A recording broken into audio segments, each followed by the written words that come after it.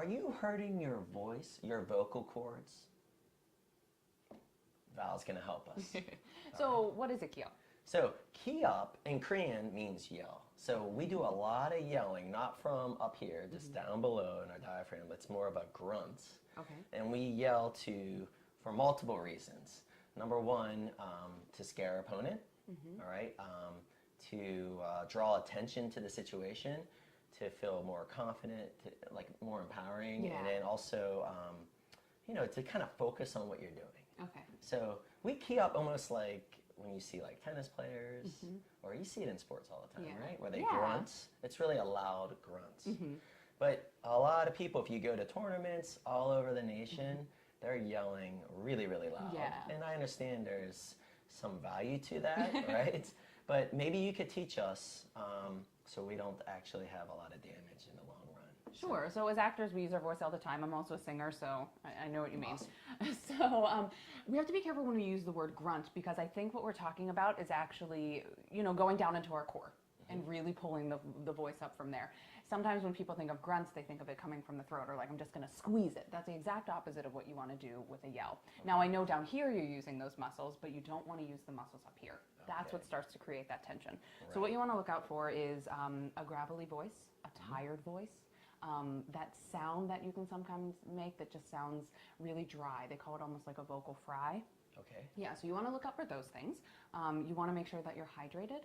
And then physicality, you want to know what's going on with your body. So you really want to make sure that you're breathing from your diaphragm. Your diaphragm is almost like a balloon, so it expands. And not only does it expand down, it expands out and around, which also makes your lungs open up. Right. So that's what you're doing. And then more than that, you want to think about the intention and your core that you're talking about, but your emotional core.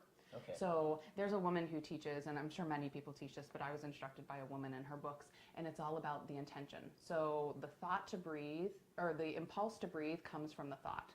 So the impulse to make a move also comes from a thought. So if you can connect that thought to the impulse to move and the impulse to breathe, then it's going to come out of you naturally.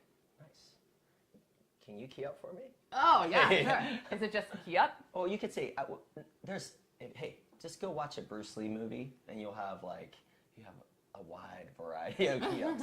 But it is really just a yell, just to get, like I said, one of those things, scaring someone, empowering yourself. Okay. Right? Yeah. Yeah. So you could yell anything, really. Okay. Okay. So I'm going to connect emotionally, and then I'm going to connect with a move. Can you show me a move? All right. Just so something else. How about like a chop? Okay. Kia! Whoa.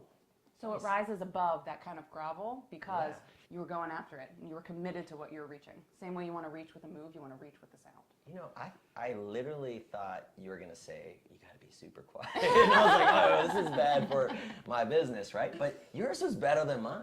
That was actually a better key up than mine. So hopefully you learn something from that and you start doing it the right way. And we'll start implementing that in our program. So thanks. Yeah, absolutely. All right. So are you ready for your challenge to break a board?